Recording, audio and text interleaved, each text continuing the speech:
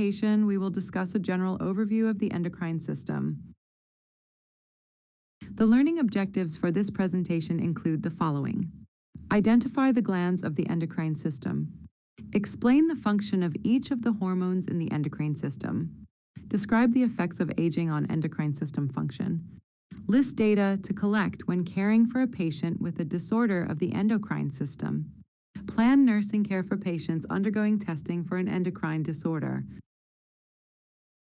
Let's begin by taking a closer look at the endocrine system's anatomy and physiology. This is one of those body systems that really connects the dots between structure and function, meaning that once you understand the anatomy and physiology, it becomes much easier to understand the diseases and disorders that can occur within it. The endocrine system is made up of the body's ductless glands. That means these glands release their hormones directly into the bloodstream rather than through ducts. Each gland is located in a different region of the body, yet they all communicate and work together to keep the body in balance and coordinate vital functions. Think of hormones as the body's chemical messengers. They travel through the blood to influence distant organs and tissues. This system regulates many of the body's most essential processes: fluid balance, metabolism, energy use, growth, and development. For example, the thyroid gland controls metabolism, the pancreas regulates blood glucose, and the adrenal glands help manage our stress response and energy levels. Hormones also affect the contraction of smooth and cardiac muscle, influencing everything from heartbeat to digestive motility. Another key function is glandular communication. One gland can stimulate another through hormone release. For instance, the pituitary gland sends out thyroid-stimulating hormone, TSH, to signal the thyroid to produce thyroid hormones. Hormones also play critical roles in reproduction and in maintaining our circadian rhythm, which controls the sleep-wake cycle. All of these processes operate under a negative feedback system, where an increase in a hormone's effect signals the body to slow or stop its production, maintaining homeostasis. For example, when thyroid hormone levels rise, the pituitary gland reduces its release of TSH to keep balance.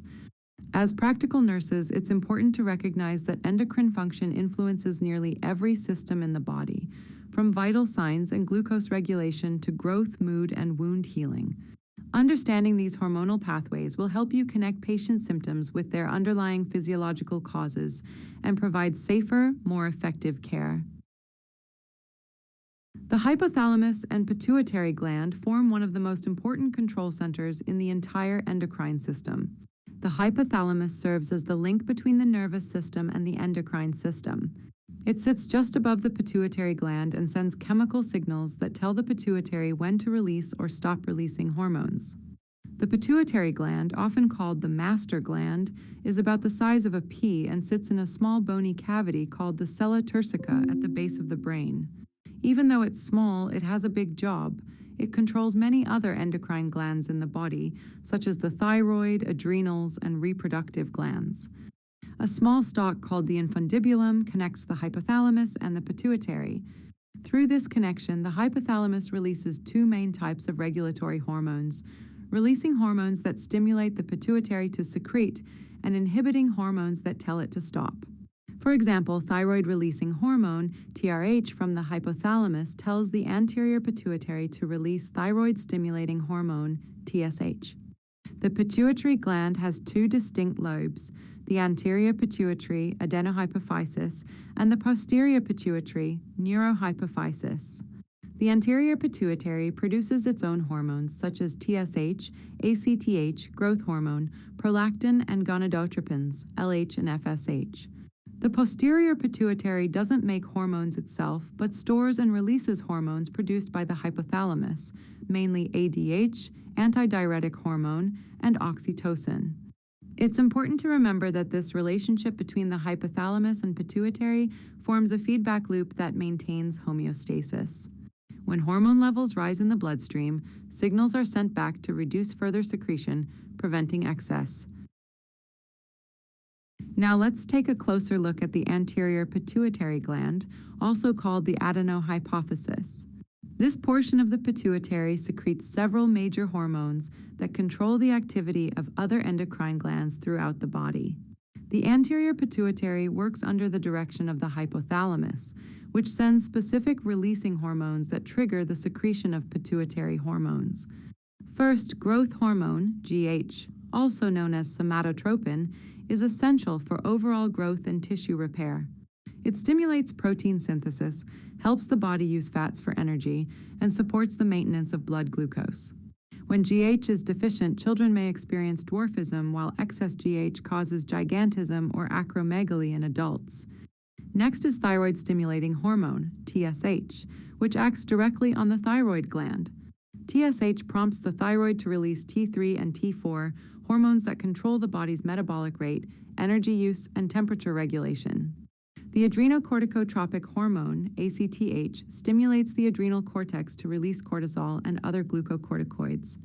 This response is particularly important during stress, illness, or hypoglycemia because cortisol helps regulate metabolism and maintain blood pressure. ACTH secretion is regulated by corticotropin-releasing hormone, CRH, from the hypothalamus. Luteinizing hormone, LH, and follicle-stimulating hormone, FSH, are called gonadotropins because they regulate the gonads, ovaries in females, and testes in males. LH triggers ovulation and stimulates the ovaries to produce estrogen and progesterone, while in males it signals the testes to produce testosterone.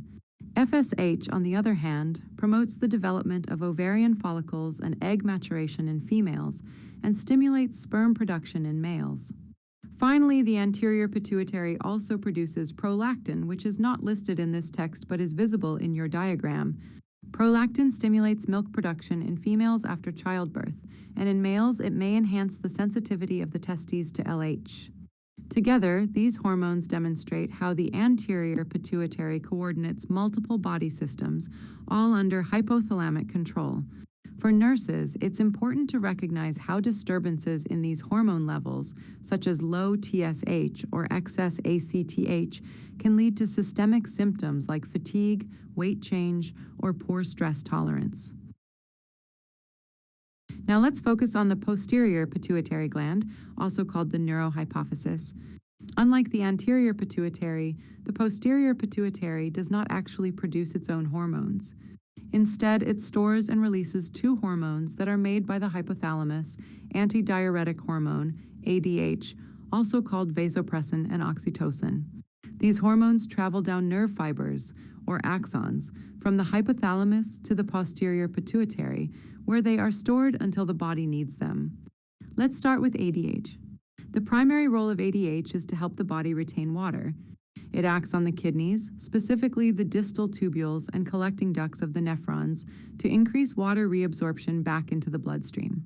This means that when ADH levels are high, urine output decreases because more water is being conserved. As a result, blood volume and blood pressure increase, a critical response during dehydration, blood loss, or hypotension. If ADH is deficient, as in diabetes insipidus, the kidneys cannot retain water properly, leading to excessive urination and severe dehydration. On the other hand, excessive ADH secretion, as in SIADH, syndrome of inappropriate antidiuretic hormone, causes fluid retention and dilutional hyponatremia. ADH can also cause vasoconstriction, which helps raise blood pressure during shock or hemorrhage. Now let's discuss oxytocin. Oxytocin is best known for its role in labor and lactation. During childbirth, it stimulates powerful uterine contractions to assist with delivery of the baby and placenta. After delivery, oxytocin plays a key role in milk ejection, also called the letdown reflex, by causing the smooth muscle cells around the mammary glands to contract, helping milk flow from the breast to the nipple. It's important to note that oxytocin is also released in response to emotional bonding and skin-to-skin contact, strengthening the maternal-infant connection.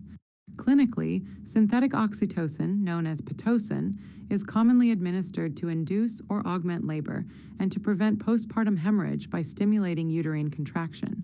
Understanding how these two hormones work helps nurses recognize how disturbances in their secretion, like dehydration, hemorrhage, or delayed milk letdown, affect patient care.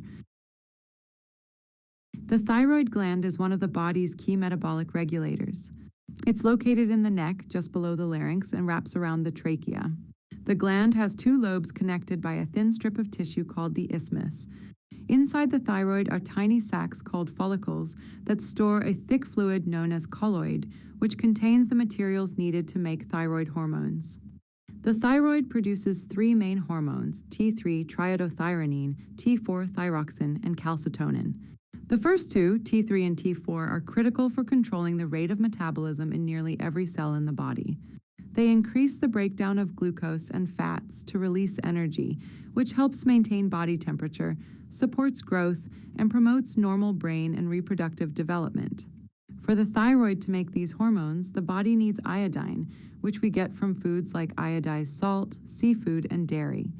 Without enough iodine, the thyroid can't produce T3 and T4 efficiently, leading to enlargement of the gland, a condition called a goiter. Hormone release from the thyroid depends on a feedback loop involving the hypothalamus and anterior pituitary. When the body's metabolism slows, the hypothalamus releases TRH, thyrotropin-releasing hormone, which signals the anterior pituitary to release TSH, thyroid-stimulating hormone. TSH then stimulates the thyroid gland to release more T3 and T4. As metabolism increases and hormone levels rise, negative feedback causes the hypothalamus and pituitary to reduce TRH and TSH secretion, keeping the system balanced. The thyroid also produces calcitonin, which has a different role. It helps regulate blood calcium and bone health. Calcitonin lowers blood calcium levels by helping calcium and phosphorus move from the bloodstream into the bones. This process strengthens bones and prevents calcium loss, especially during growth and bone repair.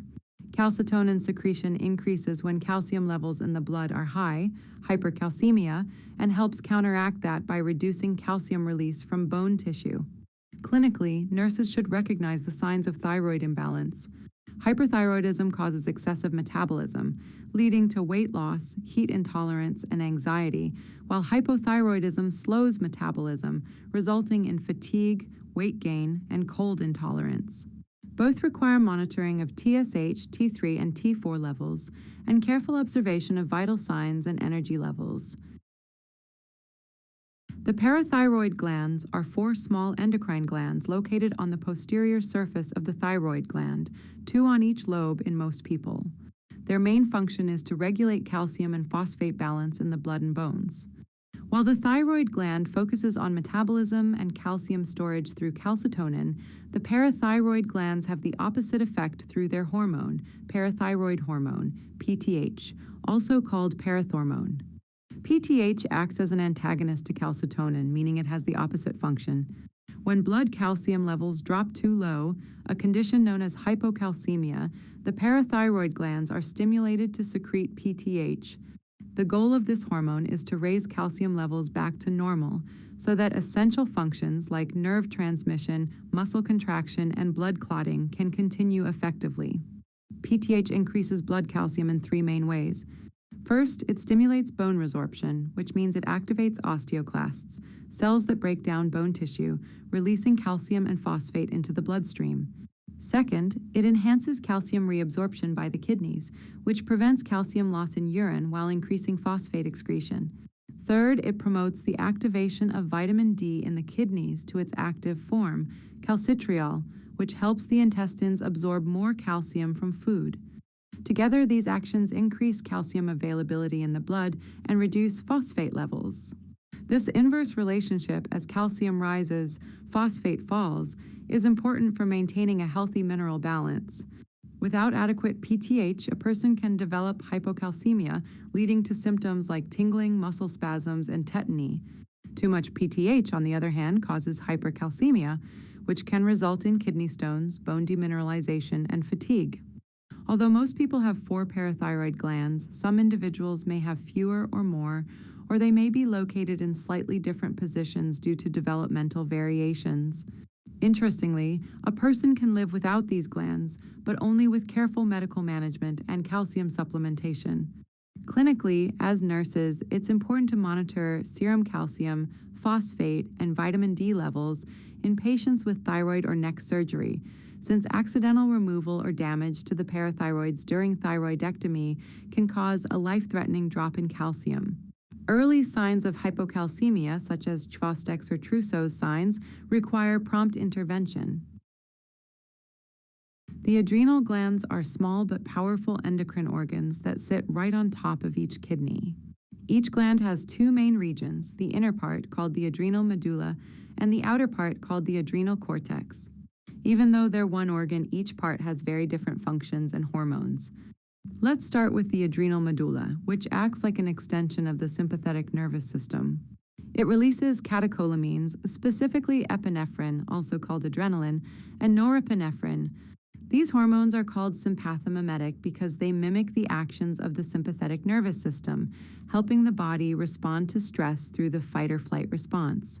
When you're startled or in danger, these hormones cause the heart to beat faster, blood pressure to rise, airways to dilate, and blood to flow to muscles instead of digestive organs. This rapid response allows the body to react quickly to emergencies or intense physical activity. Next, let's look at the adrenal cortex, which surrounds the medulla. It's made up of 3 layers of glandular tissue, each one producing a different class of steroid hormones known as corticosteroids. From the outermost layer inward, these are mineralocorticoids, glucocorticoids, and gonadocorticoids, sometimes referred to as sex steroids. The outermost layer secretes aldosterone, the primary mineralocorticoid. Aldosterone's job is to control sodium and water balance by acting on the kidneys. It tells the renal tubules to reabsorb sodium and excrete potassium. Because water follows sodium, this process helps maintain blood pressure and blood volume. Without enough aldosterone, as seen in Addison's disease, patients can develop dangerously low blood pressure and dehydration. The middle layer produces cortisol, the major glucocorticoid. Cortisol helps the body respond to stress, regulate metabolism, and maintain blood glucose levels.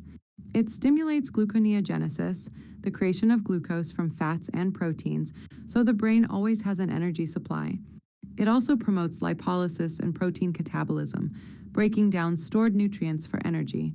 Cortisol's anti-inflammatory and immunosuppressive effects make it essential in managing inflammation, but chronic elevation can lead to problems such as delayed wound healing, muscle wasting, and increased infection risk.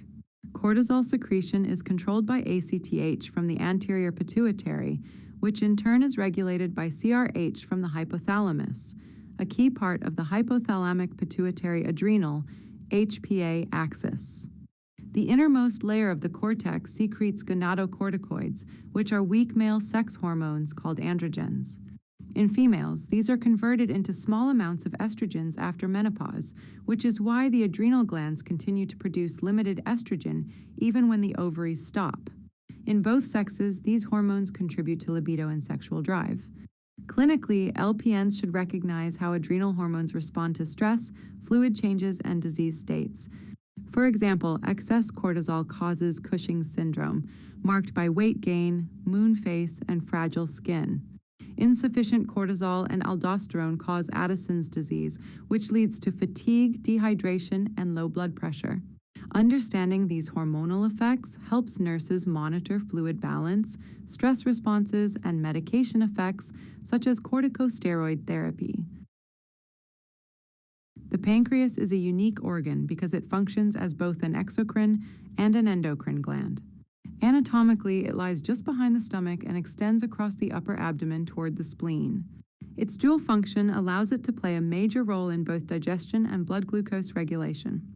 Exocrine function. The exocrine portion of the pancreas produces digestive enzymes that are secreted through ducts into the small intestine. These enzymes, such as amylase, lipase, and protease, help break down carbohydrates, fats, and proteins so they can be absorbed by the body. This section of the pancreas is made up of acinar cells, or clusters of exocrine cells, that connect to small ducts which eventually merge into the pancreatic duct, leading to the duodenum. Now, let's focus on the endocrine function, which comes from small clusters of cells scattered throughout the pancreas, called the islets of Langerhans. These clusters contain 3 main types of cells: alpha cells, beta cells, and delta cells, each producing a different hormone. Alpha cells secrete glucagon, which raises blood glucose levels by stimulating the liver to release stored glucose, glycogenolysis, and make new glucose from protein and fat, gluconeogenesis. Beta cells secrete insulin, which lowers blood glucose levels by helping glucose move from the bloodstream into the body's cells, where it's used for energy or stored as glycogen. Delta cells secrete somatostatin, which helps regulate the balance by inhibiting both insulin and glucagon release to prevent large swings in blood sugar. Insulin and glucagon act as antagonistic hormones, meaning they have opposite effects but work together to maintain blood glucose homeostasis. After a meal, when glucose levels rise, the pancreas releases insulin to move glucose into cells and lower blood sugar. Conversely, during fasting or between meals, when glucose levels fall, the pancreas releases glucagon to raise blood sugar by releasing stored glucose from the liver. A helpful way to remember their relationship is insulin lowers, glucagon grows. Insulin moves sugar into the cells, while glucagon brings sugar back into the blood. This delicate balance ensures the brain and muscles always have enough energy to function properly. When this system malfunctions, such as in diabetes mellitus, insulin production or action is impaired, leading to hyperglycemia and long-term complications affecting the eyes, kidneys, and circulation. Clinically, nurses must monitor patients for signs of both hypoglycemia, low blood sugar, and hyperglycemia, high blood sugar. Hypoglycemia can occur from too much insulin or inadequate food intake and leads to symptoms such as shakiness, confusion, sweating, and, if untreated, seizures. Hyperglycemia can occur with insufficient insulin and leads to excessive thirst, frequent urination, and fatigue. Understanding pancreatic hormone balance helps nurses manage glucose monitoring, insulin administration, and patient teaching on diet and medication.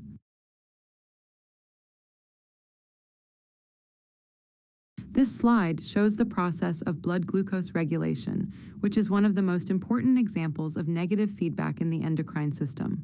The pancreas and liver work together to keep glucose levels within a normal range, roughly between 70 and 110 nmol/dL, so that the body always has enough energy for brain and muscle activity, but not so much that it causes damage to tissues.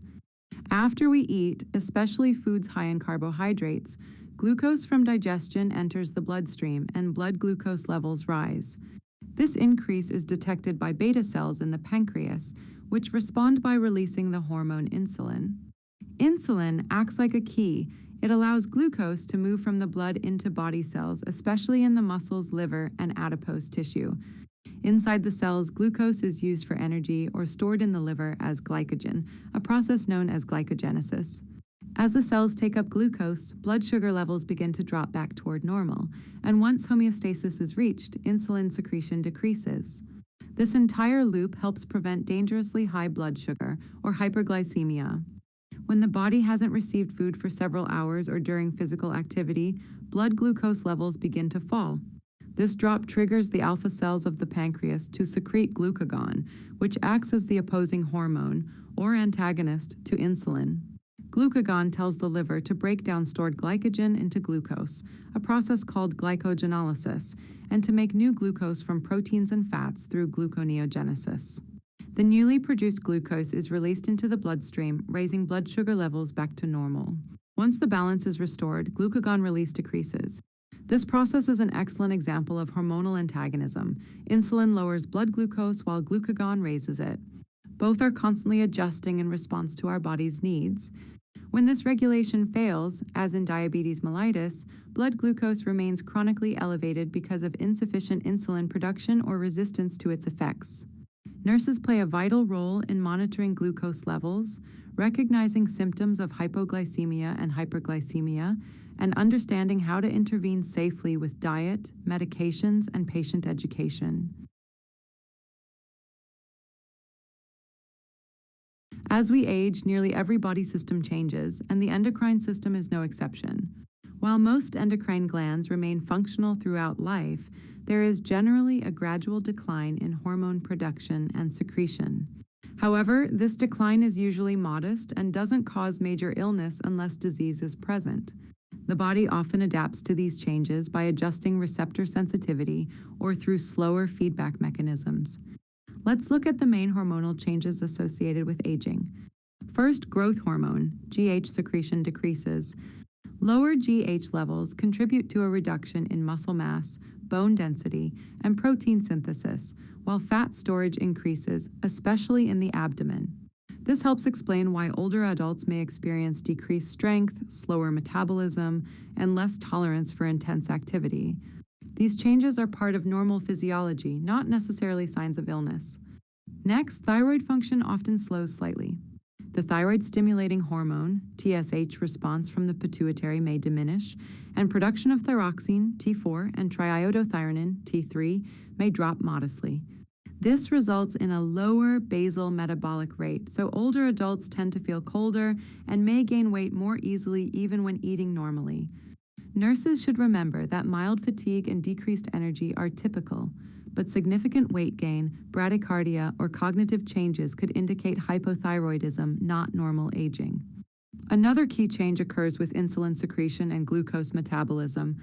As people age, insulin production decreases slightly, and tissue sensitivity to insulin declines, a condition called insulin resistance. This means glucose is not taken up by cells as efficiently, causing mild elevations in fasting blood glucose. Although this doesn't automatically mean diabetes, it does increase the risk for type 2 diabetes. Physical activity, balanced diet, and maintaining healthy weight can help older adults sustain insulin sensitivity and blood glucose control. In terms of reproductive hormones, men usually experience a gradual decline in testosterone, which can reduce muscle mass and libido, while women experience a sharp drop in estrogen during menopause. The lack of estrogen contributes to osteoporosis and changes in fat distribution. Despite these shifts, most endocrine functions remain adequate for daily life in healthy older adults. As nurses, it's important to differentiate between normal, age-related changes and pathological ones. Normal endocrine aging causes slower responses and milder symptoms, but not severe hormone deficiency. Monitoring lab results, promoting physical activity, and supporting adequate nutrition are essential in preventing endocrine-related complications in older adults. When collecting data on the endocrine system, it's important to remember that endocrine problems can affect many different body systems, so your assessment must be comprehensive but focused. Often, endocrine disorders develop gradually and present with subtle changes that patients may overlook or attribute to aging, stress, or lifestyle. Your job as an LPN is to recognize those clues, document them accurately, and communicate your findings to the RN or provider. Start with a thorough health history. Ask about any previous endocrine disorders such as diabetes, thyroid disease, or adrenal conditions, and note the patient's family history since many endocrine disorders have a genetic component. Also ask about medications, including steroids, insulin, thyroid hormone replacements, or oral contraceptives, because these can alter hormonal balance. Next, assess for neuromuscular symptoms. Fatigue, muscle weakness, tremors, or spasms can point toward thyroid, parathyroid, or adrenal abnormalities. For example, hypocalcemia from low parathyroid function can cause muscle cramps or tingling sensations around the mouth and extremities. Evaluate weight changes.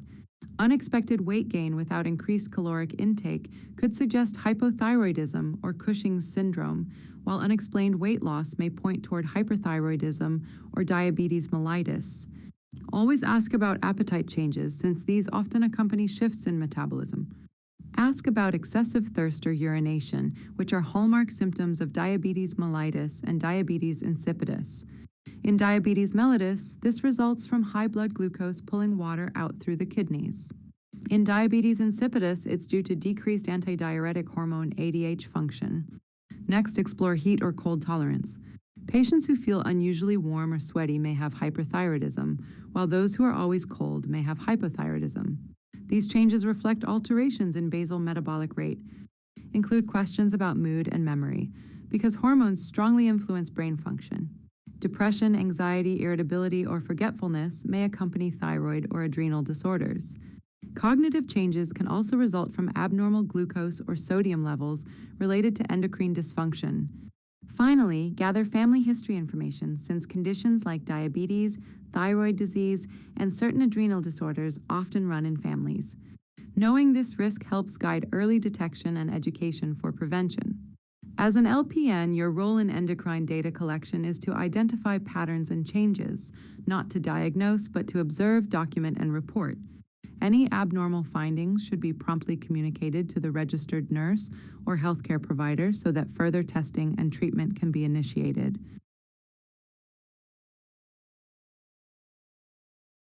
Exophthalmos, eye bulging. When assessing a patient with an actual or suspected endocrine disorder, we must think beyond routine head-to-toe assessment.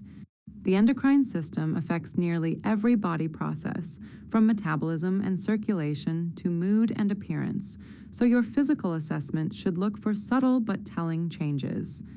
Start with vital signs. Check for changes in blood pressure, heart rate, and temperature. For instance, patients with hyperthyroidism may have a rapid pulse, elevated blood pressure, and warm skin due to increased metabolism, while those with hypothyroidism often have a slow heart rate, low temperature, and cool skin. Orthostatic hypotension may indicate adrenal insufficiency, where cortisol and aldosterone are low. Next, assess the patient's weight. Sudden or unexplained changes can indicate metabolic imbalance. Weight gain with puffy features could suggest hypothyroidism or Cushing's syndrome, whereas weight loss despite good appetite may point toward hyperthyroidism or uncontrolled diabetes mellitus. Then examine the skin. Note its texture, temperature, and moisture. Smooth, warm, and moist skin can indicate hyperthyroidism, while dry, coarse, and pale skin may signal hypothyroidism. Also observe for bronze discoloration in Addison's disease or purple striae, stretch marks, in Cushing's syndrome. Inspect the lower extremities, BLE, for signs of circulatory impairment such as edema, hair loss, or delayed wound healing. These can result from long-term diabetes or poor peripheral perfusion. Check for the presence of a tremor. A fine tremor of the hands or tongue may be seen in hyperthyroidism due to increased nervous system stimulation. Ask the patient to hold their hands outstretched and observe for subtle shaking. Next, observe the patient's affect, which refers to their emotional tone and expression. Flat or withdrawn affect may be seen in hypothyroidism or chronic adrenal insufficiency, while anxiety, restlessness, or irritability often appear with hyperthyroidism or Cushing's syndrome. Hormonal imbalances can have profound effects on mood, so it's important to note these changes objectively. Look for exophthalmos, which means bulging of the eyes, a classic finding in Graves' disease, a form of hyperthyroidism. This results from fluid and fat deposits pushing the eyeballs forward, sometimes causing dry eyes or vision problems. Evaluate fat distribution on the face, neck, and upper back. Accumulation of fat in the face creates a moon face, while a fat pad between the shoulders forms a buffalo hump. These features are typical of Cushing's syndrome, caused by long-term exposure to high cortisol levels, either from the body's overproduction or from prolonged steroid use. Finally, assess the thyroid gland. Visually inspect the neck for enlargement, goiter, then gently palpate if appropriate and within your scope of practice. The gland should feel smooth, soft, and non-tender. Nodules, asymmetry, or tenderness should be documented and reported immediately. Throughout your assessment, remember that LPNs play a vital role in collecting and reporting objective data. You may be the first to notice subtle physical or emotional changes that point to an endocrine disorder. Always document clearly, report abnormalities to the RN or provider, and connect your findings to the patient's symptoms and medical history.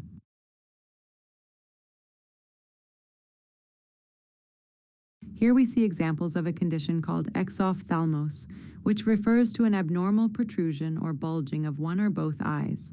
This is a key physical finding often associated with Graves' disease, an autoimmune form of hyperthyroidism. When the thyroid gland is overactive, excess thyroid hormone increases the body's metabolic rate and stimulates many tissues, including those around the eyes. In Graves' disease, the immune system mistakenly attacks the tissues behind the eyeballs, leading to inflammation, swelling, and accumulation of fat and fluid.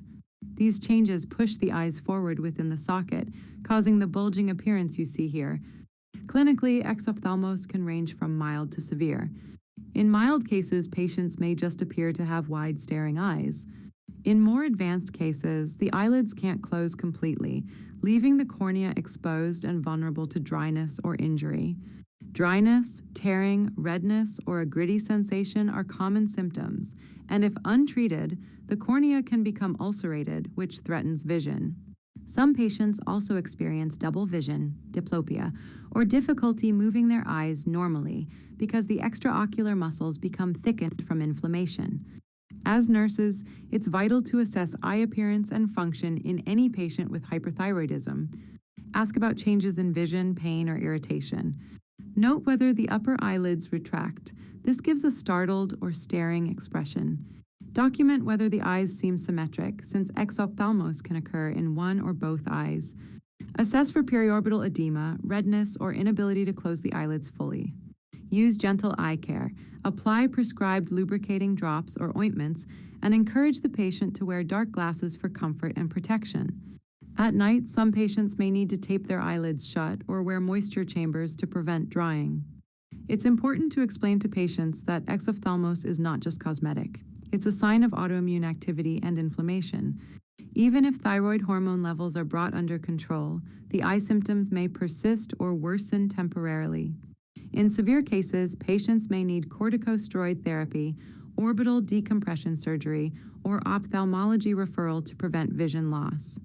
From a nursing perspective, the goals of care include protecting the eyes, maintaining adequate lubrication, monitoring for infection or vision changes, and supporting emotional well-being. Remember, changes in appearance, like eye bulging, can cause significant anxiety and self-image concerns, so therapeutic communication is essential. Let's take a look at the physical feature shown here, called moon face. Moon face is a distinct rounding and puffiness of the face caused by excessive levels of the hormone cortisol, most often associated with Cushing's syndrome. Cortisol is a glucocorticoid hormone produced by the adrenal cortex that helps the body respond to stress, maintain blood pressure, and regulate metabolism. However, when cortisol levels are chronically elevated, it causes widespread effects throughout the body, including abnormal fat distribution. In Cushing's syndrome, excess cortisol leads to fat being deposited in the face, upper back, and trunk, while the arms and legs remain relatively thin. This gives the characteristic moon face appearance and may be accompanied by other features such as a buffalo hump on the upper back and purple stretch marks, striae, on the abdomen or thighs. Patients may also experience muscle weakness, thinning skin, easy bruising, and high blood glucose levels because cortisol promotes gluconeogenesis and breaks down proteins in muscle tissue. The causes of Cushing's syndrome can be endogenous, produced by the body, or exogenous, caused by medication. Endogenous causes include pituitary adenomas that secrete excess adrenocorticotropic hormone, ACTH, adrenal tumors, or rare cases of ectopic ACTH production by other cancers. Exogenous Cushing's syndrome is more common and occurs when a person takes high doses of corticosteroid medications, for example, prednisone, for an extended period to treat asthma, autoimmune disease, or inflammation. As LPNs, it's crucial to understand that long-term steroid use can mimic the same hormonal effects as endogenous Cushing's, leading to moon face and similar symptoms. Cortisol excess also affects the immune system. It suppresses inflammation and lowers resistance to infection. Therefore, you'll need to monitor patients carefully for signs of infection that might not present with typical fever or redness. Psychological changes are also common. Patients might report mood swings, irritability, or depression due to hormonal fluctuations. Although moon face is a hallmark of Cushing's, it may also occur temporarily in conditions where fluid retention is present, such as hypothyroidism or during long-term corticosteroid therapy. However, with hypothyroidism, facial puffiness is due to myxedema, a buildup of mucopolysaccharides under the skin, giving it a doughy texture, whereas Cushing's face has more of a firm, rounded appearance. As nurses, we must approach patients with empathy. The changes in appearance caused by moon face and other features of Cushing's syndrome can be distressing. Patient teaching should include explaining that treatment, whether through medication adjustment, surgery, or hormone therapy, can often reverse these changes gradually. Encourage the patient to avoid self-blame and to follow prescribed treatment closely to stabilize hormone levels. Here we see another physical sign of Cushing's syndrome called a buffalo hump. And this refers to a buildup of fatty tissue at the upper back and base of the neck. Like the moon face, this finding occurs when cortisol levels in the body remain elevated for an extended period. Remember, cortisol is a glucocorticoid hormone produced by the adrenal cortex that helps the body regulate metabolism and respond to stress. But when cortisol is chronically high, whether due to disease or medication, it changes how fat is stored and distributed in the body. In Cushing's syndrome, excess cortisol causes fat redistribution from the arms and legs to the trunk, face, and neck. The buffalo hump develops because fatty tissue accumulates between the shoulder blades and at the nape of the neck. The area may feel firm or thick to the touch, and the prominence is especially visible when the patient bends forward. This physical change can alter posture, range of motion, and body image, so it's important for nurses to observe it carefully and note both physical and emotional effects. The causes of excess cortisol are the same as we discussed earlier with moon face. It can occur from an adrenal or pituitary tumor, or more commonly, from long-term corticosteroid therapy, such as prednisone. Even patients taking steroids for conditions like asthma, arthritis, or autoimmune disorders may develop Cushingoid features, including a buffalo hump, if the dosage or duration is too high. As nurses, it's essential to recognize that this isn't simply a fat pad or a sign of weight gain. It's a hormonal effect that indicates prolonged exposure to high cortisol levels. Now, not every hump at the base of the neck means Cushing's syndrome. Some older adults develop a similar prominence called a dowager's hump, caused by osteoporosis-related vertebral fractures. The difference is that a dowager's hump results from bone collapse and spinal curvature, while a true buffalo hump results from fat deposition due to cortisol excess. The distinction is important for accurate reporting and assessment. When caring for patients with Cushing's syndrome, monitor for other accompanying signs such as central obesity, muscle weakness, striae, thin skin, and elevated blood glucose. Encourage patients to perform gentle range of motion exercises if the fat pad limits neck movement and to maintain good posture. If the cause is medication-related, explain that changes may gradually reverse once corticosteroids are reduced under medical supervision. Also remember the emotional impact. Patients often feel self-conscious about visible physical changes like the buffalo hump and moon face. Provide reassurance that these changes are not their fault and can improve with treatment. Your role as an LPN includes accurate observation, documentation, and communication with the RN or healthcare provider to support early recognition and management of Cushing's syndrome. When we suspect an endocrine disorder, laboratory tests are often the first step in confirming diagnosis and guiding treatment.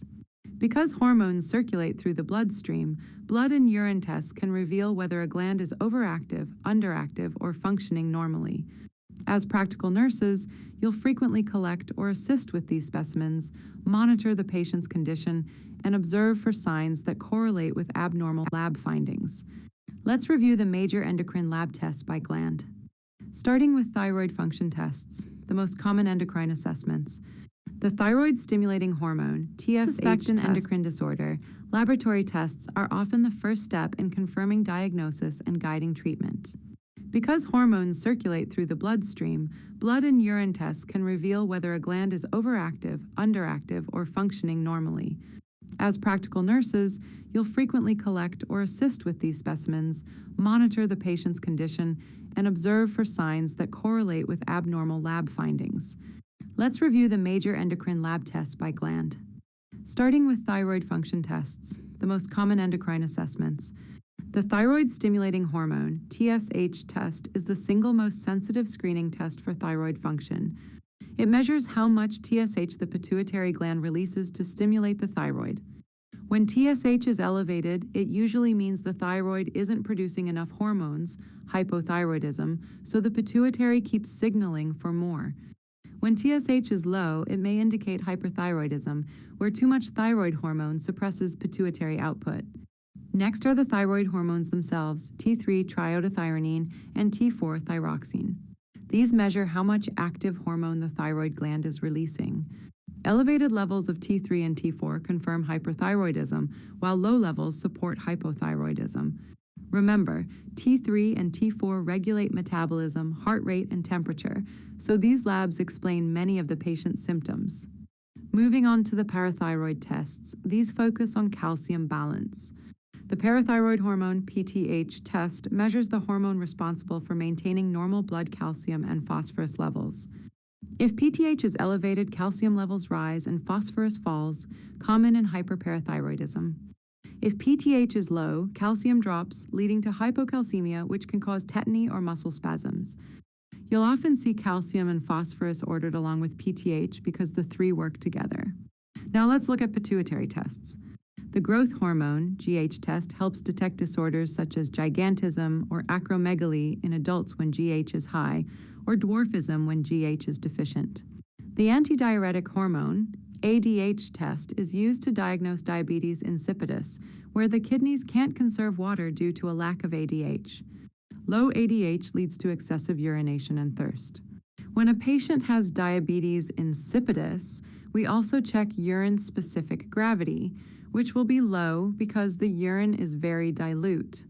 The adrenal tests measure hormones from the adrenal cortex and medulla. Cortisol levels are drawn to assess adrenal function and stress response. High cortisol suggests Cushing's syndrome, while low levels indicate Addison's disease. The 24-hour urine test for vanillyl mandelic acid, VMA, helps diagnose pheochromocytoma, a rare adrenal medulla tumor that secretes excess catecholamines like epinephrine and norepinephrine. Elevated VMA indicates increased catecholamine metabolism. It's important to teach patients to avoid caffeine, chocolate, and certain medications before this test to prevent false results. Finally, we have pancreatic function tests, which help diagnose and monitor diabetes mellitus. Fasting blood glucose measures glucose after at least 8 hours without eating. A result above 126 mg/dL suggests diabetes. The oral glucose tolerance test, OGTT, evaluates how well the body metabolizes sugar after a glucose load, a diagnostic test for diabetes or gestational diabetes. The glycosylated hemoglobin, HbA1c, reflects average blood glucose levels over 2 to 3 months. It's not affected by recent meals, so it's the best long-term indicator of glucose control. A healthy HbA1c is below 5, 7%, and anything above 6. 5% indicates diabetes. As nurses, your role is to ensure accurate specimen collection, such as fasting requirements or timing for cortisol or urine tests, and to monitor the patient for any physical symptoms that align with abnormal lab values, such as tremors, fatigue, thirst, or changes in mental status. Always report abnormal results promptly to the registered nurse or healthcare provider for further evaluation. This concludes that presentation. Thank you.